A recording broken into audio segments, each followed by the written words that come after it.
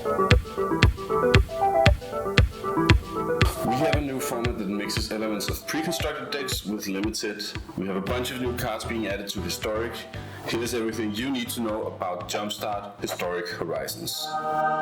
Jumpstart Historic Horizons is a brand new set exclusive to Magic Arena. 782 cards, 372 of which are new. Some of them are from Modern Horizons 1 and 2, some of them are from other previous Magic sets, and 31 of them are specific and exclusive to Magic Arena because of digital-only mechanics. There's 3 digital-only mechanics. There's Seek, which basically lets you find or seek a card from your library based on certain criteria. An example is Faceless Agent. Then we have Perpetual.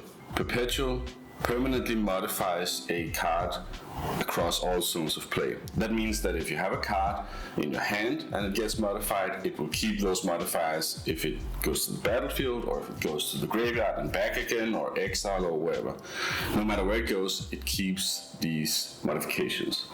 An example is Davriel's Withering. It gives a creature card -1, -2.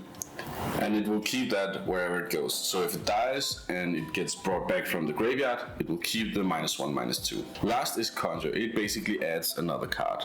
It's not a token, it's not a copy, it's just a new card.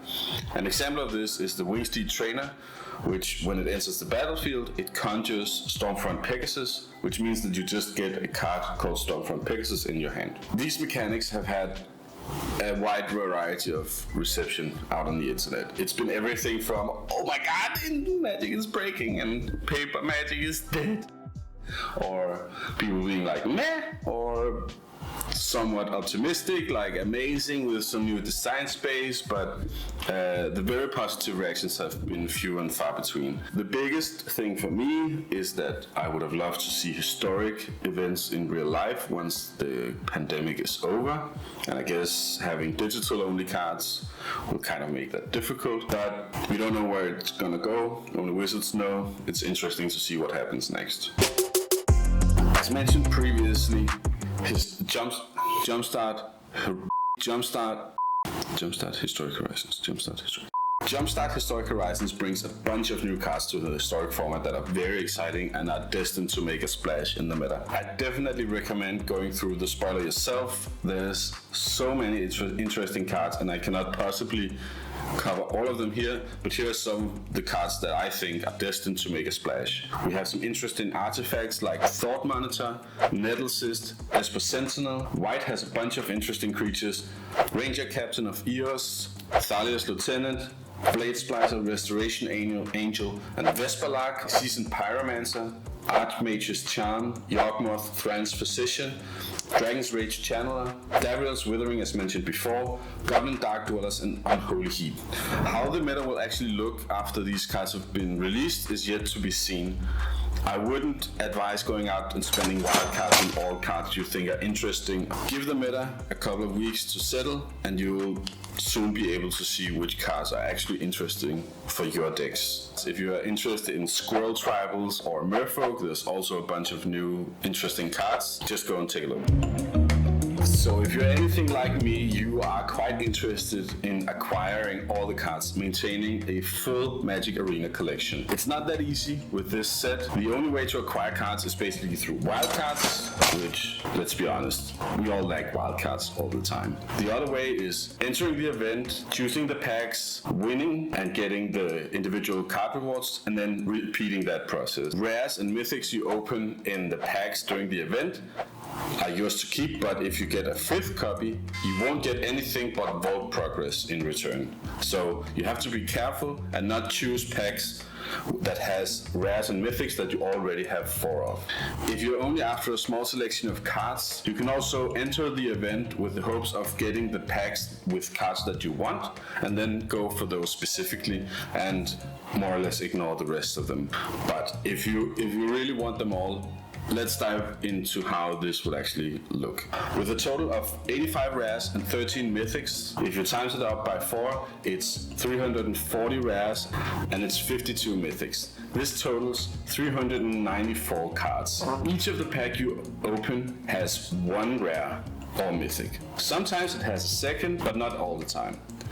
So if you open 2 packs, that means you can basically get 2 to 4 rares or mythics. Calculate as if you get 3.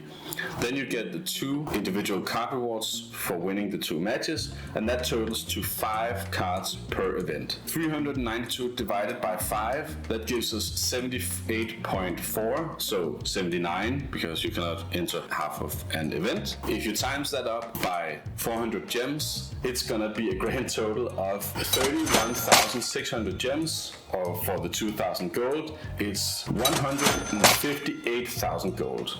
This is a lot of resources, but this is the price for getting all of the cards from a completely empty collection. Luckily, cards like Marvin, the Nurturer, and Elite Spellbinder are already part of Magic Arena, so if you have 4 of each, you don't need to collect them this time around, and the individual card rewards will not award you any of these cards. But since these cards are also parts of the packs you choose, it does put a limit as to which packs are suitable for your collection to open. A pack might have 2 rares in it, one of which you have 4 of, and another one of which you have 0. In this case, be open to open packs that only has cards that you don't have in your collection already.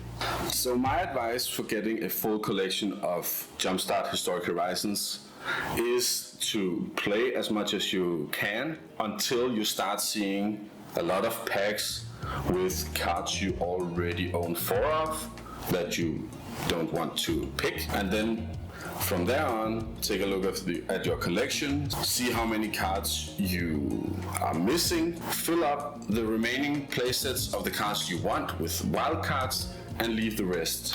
It's very expensive to fill out your entire collection of Jumpstart Historic Horizons, so be a bit mindful. Maybe don't expect to get all the cards straight away, and maybe just leave those playsets as unfinished.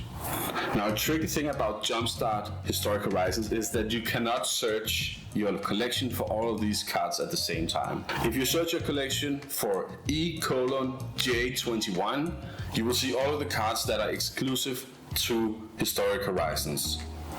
That does mean that you won't see the cards from previous Magic sets or the cards from the Modern Horizons 1 and 2. To see the cards from Modern Horizons 1 and 2, you need to type in E:MH1 or MH2. This is not a big deal, but it does make it a bit more tedious to check through your collection to see which cards you need to complete the set. All in all, Jumpstart Historic Horizons is here to add a bunch of cards into the historic format and give you a casual, fun way to grow your collection, even though it might be a bit on the casual side. My advice is to remember that you shouldn't tank all of your wild cards and all of your gems just to complete your collection of Jumpstart Historic Horizons. That's it for now. I hope you enjoyed the video. Catch you in the next one.